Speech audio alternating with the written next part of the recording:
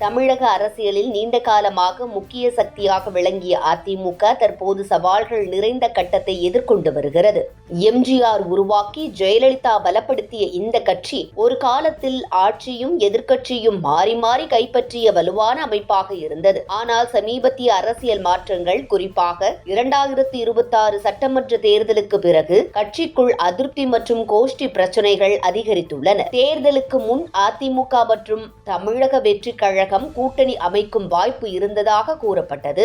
ஆனால் முதல்வர் வேட்பாளர் விவகாரத்தில் ஏற்பட்ட கருத்து வேறுபாடு காரணமாக அது நடக்கவில்லை. இதன் பிறகு இரு கட்சிகளும் தனித்தனியாக போட்டியிட்டன. தேர்தல் முடிவுகள் வெளியானதும் தாவேக ஆட்சியை பிடித்த நிலையில் அதிமுகவுக்குள் தலைமை மீதான விமர்சனங்கள் வெளிப்படையாக பேசப்பட தொடங்கின.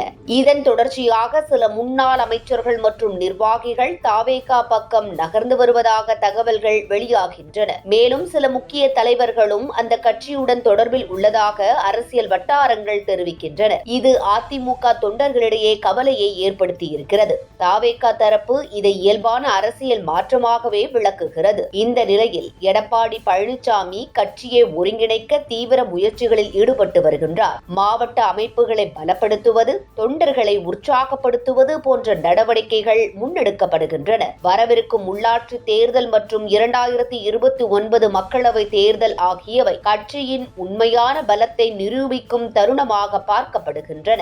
ஜெயலலிதா கூறிய அதிமுக ஒரு குடும்பம் என்ற கருத்து மீண்டும் நினைவுக்கு வருகிறது. அந்த குடும்பம் மீண்டும் உறுதியாக நிற்குமா அல்லது அரசியல் மாற்றங்களால் மேலும் சிதறுமா என்பது காலமே தீர்மானிக்க வேண்டிய கேள்வியாக உள்ளது. திமுகவை ஓரங்கட்ட வேண்டும் என கூறிய நிலையில் தற்போது அது அதிமுக பக்கம் திரும்பியுள்ளதாக கூறப்படுகிறது.